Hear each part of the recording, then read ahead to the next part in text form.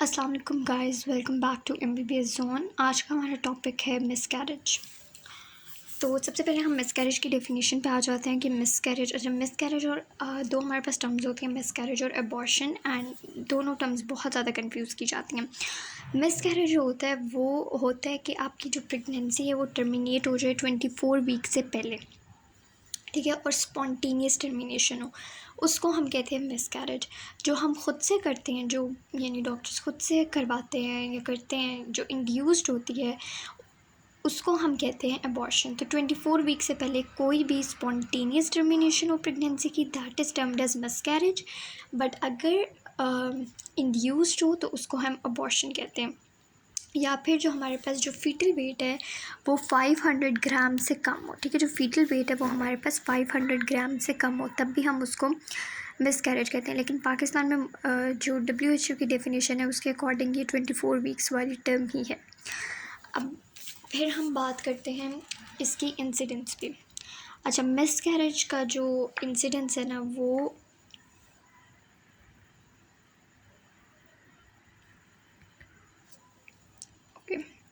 अच्छा, मिसकैरेज का जो इंसिडेंस है वो मैटरनल और पैटर्नल एज दोनों के साथ इंक्रीज़ होता जाता है। यानी जितनी जो है वो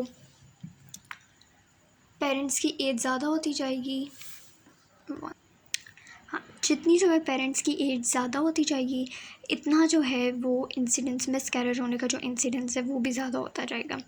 और ज़्यादातर ये जो मिसकैरेजेस हैं ये फर्स्ट ट्राइमेस्टर में होते हैं और क्रोमोसोमल एबनॉर्मेलिटीज़ की वजह से होते हैं। अब इनकी पेशेंट प्रेजेंट कैसे करता है? दो चीज़ें होती हैं, एक तो एब्डोमिनल पेन हो सकता है और दूसरा वेजाइनल ब्लीडिंग हो सकती है। इन दो चीज़ों से जो है वो पेशेंट जो है वो प्रेजेंट कर सकता है। अच्छा, अब एब्डोमिनल पेन जो है ना वो इतना इसका नहीं है, लाइक वो इसका इतना स्पेसिफिक इंडिकेटर नहीं है जितना वेजाइनल ब्लीडिंग है। और जो वेजाइनल ब्लीडिंग है वो भी डिफरेंट केसेस में होती है। मतलब जैसे अगर जो है इट कुड बी नॉर्मल, कुछ लोगों को नॉर्मली भी होती है, तो इसके लिए हम इन्वेस्टिगेशंस भी करवाते हैं कंफर्म करने के लिए मिसकैरेज को। अच्छा, अब फिर कुछ इसके एटियोलॉजिकल फैक्टर्स हैं कि ये किस वजह से होता है, जिसमें आ जाती है क्रोमोसोमल एबनॉर्मेलिटीज़, कोई मेडिकल एंडोक्राइन डिसऑर्डर्स होंगे मदर को, जैसे कि थायराइड प्रॉब्लम्स, यूट्रस की एबनॉर्मेलिटीज़, कोई इन्फेक्शंस, कोई ड्रग्स, कोई केमिकल्स। अब हमारे पास डिफरेंट टाइप्स हैं मिसकैरेज की। सबसे पहले जो टाइप है वो है थ्रेटेंड मिसकैरेज। अच्छा, threatened miscarriage as the name indicates, यानी मिसकैरेज अभी हुआ नहीं होता, ठीक है, लेकिन एक थ्रेट है, वो हो सकता है, ठीक है। तो जब हम इस थ्रेटेंड मिसकैरेज में अल्ट्रासाउंड स्कैन करवाते हैं तो हमें इंट्रायूटेराइन जो प्रेगनेंसी होती है, यानी जो फीटस होता है वो यूट्रस के अंदर होता है, इंट्रायूटेराइन प्रेगनेंसी होती है, फीटल हार्ट रेट प्रेजेंट होता है, ठीक है। पेशेंट प्रेजेंट करता है एब्डोमिनल, इन सारी जितनी भी ये टाइप्स हैं ना मिसकैरेज की, इसमें पेशेंट प्रेजेंट करेगा वेजाइनल ब्लीडिंग और एब्डोमिनल पेन के साथ। जो दो इम्पॉर्टेंट चीज़ें हैं जो हमने देखनी है वो सर्वाइकल ऑस की क्लोजर या ओपनिंग है, और दूसरा जो है वो फीटल हार्ट रेट देखना है, ठीक है। तो थ्रेटेंड मिसकैरेज के अंदर जो सर्वाइकल ऑस होती है ना वो क्लोज होती है, ओके। वैसे भी जो ऑस हमारी जो ऑस है उसको क्लोज होना चाहिए, क्योंकि अगर ऑस ओपन हो जाएगी देन देन जो फीटस है वो सर्वाइव नहीं कर सकेगा, ठीक है। तो वैसे भी ऑस को क्लोज होना चाहिए, लेकिन इसमें पेशेंट ब्लीडिंग के साथ प्रेजेंट कर रहा होता है, ठीक है। तो इसकी जो मैनेजमेंट है वो सपोर्टिव मैनेजमेंट है, यानी हम पेशेंट को रीअश्योर करते हैं और बेड रेस्ट का कहते हैं। दूसरा हमारे पास होता है इनएविटेबल मिसकैरेज। इनएविटेबल यानी उसने जो है वो होना ही है, ठीक है। इसमें क्या होता है कि अल्ट्रासाउंड पे हम जब देखते हैं तो हमें इंट्रायूटेराइन प्रेगनेंसी नज़र आती है, फीटल हार्ट रेट जो होता है वो नहीं होता, ठीक है। इंट्रायूटेराइन प्रेगनेंसी नज़र आती है, फीटल हार्ट रेट नहीं होता। जब हम क्लिनिकल प्रेजेंटेशन वही होती है वेजाइनल ब्लीडिंग और एब्डोमिनल पेन, लेकिन इसके अंदर जो है ऑस जो होती है वो हमारी ओपन होती है, ठीक है। ऑस ओपन है यानी मिसकैरेज जो है वो होना ही होना है, ठीक है। ऑस ओपन है दैट मीन्स के ये एक इनएविटेबल मिसकैरेज है। इसकी मैनेजमेंट 3 तरह से हो सकती है, एक्सपेक्टेंट, मेडिकल और सर्जिकल। इसकी डिटेल्स हम आगे भी देखते हैं। फिर होता है हमारे पास इनकम्प्लीट मिसकैरेज। इनकम्प्लीट मिसकैरेज में ये होता है कि कुछ जो फीटस का पार्ट होता है ना वो अंदर रह जाता है, ठीक है, मतलब कुछ फीटस का पार्ट निकल जाता है और कुछ जो है जो कॉन्सेप्शन के प्रोडक्ट्स हैं वो रह जाते हैं। इसमें भी पेशेंट वजाइनल ब्लीडिंग और एब्डोमिनल पेन के साथ प्रेजेंट करेगा। देखो इनकम्प्लीट मिसकैरेज है, यानी इसके अंदर जो सर्वाइकल लॉस होगी वो ओपन होगी, क्योंकि कुछ जो है पार्ट वो निकल चुका है और कुछ अंदर है, ठीक है। और जब हम सर्वाइकल लॉस के अंदर देखेंगे तो हमें कॉन्सेप्शन के प्रोडक्ट्स नज़र आएंगे। अब इसमें हम क्या करते हैं, इनकम्प्लीट मिसकैरेज में हम यही करते हैं कि जितने भी जो प्रोडक्ट्स रह गए हैं उनको हम रिमूव कर देते हैं। फिर हमारे पास जो टाइप आती है वो होती है कंप्लीट मिसकैरेज। कंप्लीट मिसकैरेज ये होता है कि सारा जो कॉन्सेप्शन का जो प्रोडक्ट है वो रिलीज़ हो चुका है, ठीक है। जब हम अल्ट्रासाउंड से देखते हैं हमें यूट्रस जो होता है वो बिल्कुल एम्प्टी नज़र आता है, पेन और ब्लीडिंग भी ख़त्म हो चुकी होती है, ऑस भी क्लोज होता है, ठीक है, मतलब हो चुका है सब कुछ, लाइक मिसकैरेज हो चुका है, यूट्रस भी एम्प्टी है।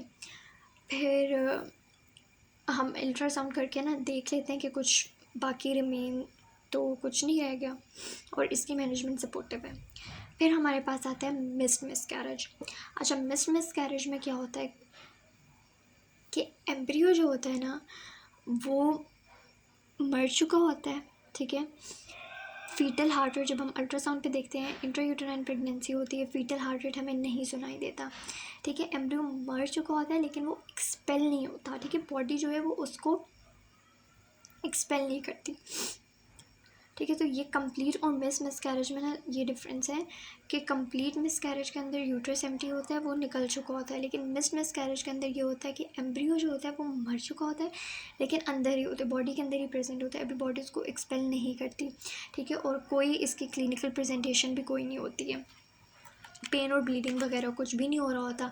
जब पेशेंट आता है अपनी रूटीन चेकअप के लिए तब जो है हम इसको डायग्नोस करते हैं, ठीक है। और दूसरा इसमें क्या हो रहा होगा कि मदर का जो वेट गेन है वो नहीं हो रहा होगा, जो प्रेगनेंसी के सिम्टम्स होते हैं वो रिजॉल्व हो चुके होंगे, ठीक है। लेकिन हम वैसे इसको ना डिफ्रेंशिएट नहीं कर सकते, लाइक मदर को नहीं पता होगा, तो इसलिए इसका नाम है मिस्ड मिसकैरेज, कि एम्ब्रियो मर चुका होता है लेकिन बॉडी जो है वो उसको एक्सपेल नहीं करती और कोई फीचर्स कोई सिम्टम्स वगैरह नहीं आते। इसकी भी मैनेजमेंट एक्सपेक्टेंट, मेडिकल और आगे सर्जिकल है, ठीक है।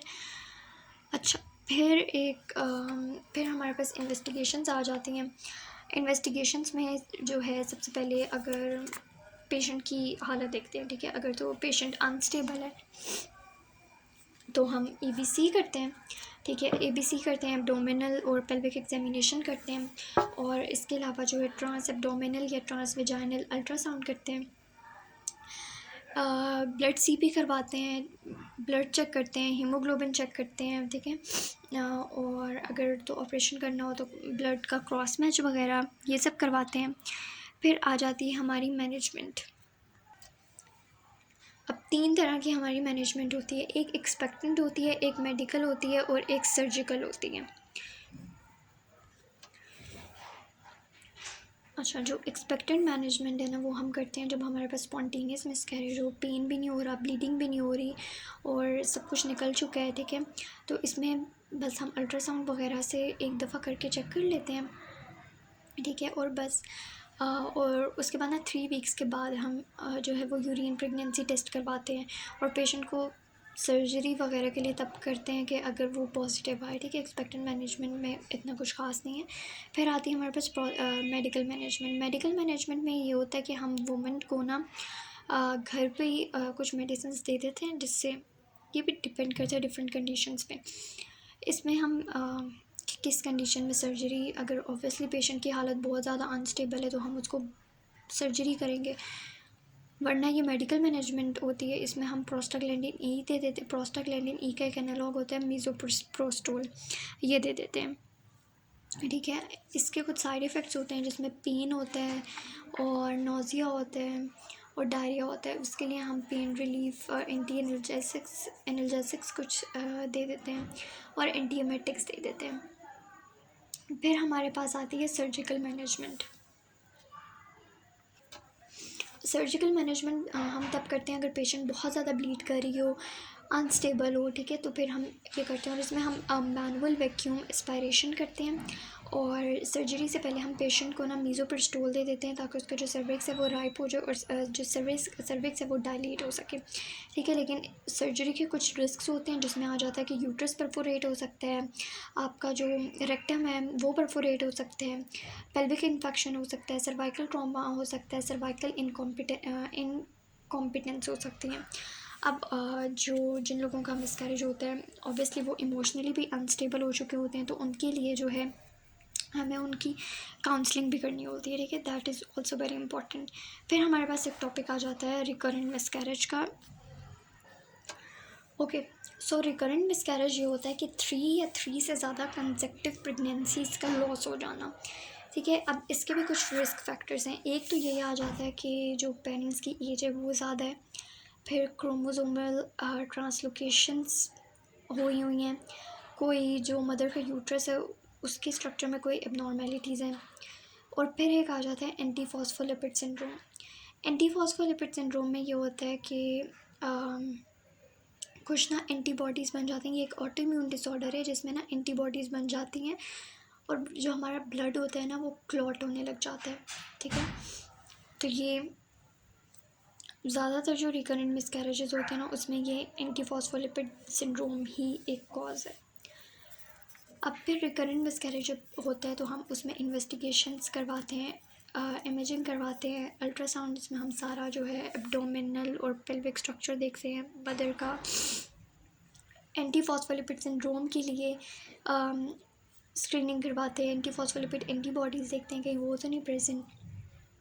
फिर जो मिसकैरेज के अंदर जो कॉन्सेप्शन के जो प्रोडक्ट्स होते हैं उनको हम भेजते हैं, उनकी एनालिसिस करवाते हैं कि भाई कोई क्रोमोसोमल एबनॉर्मेलिटीज़ नहीं थी तो नहीं है।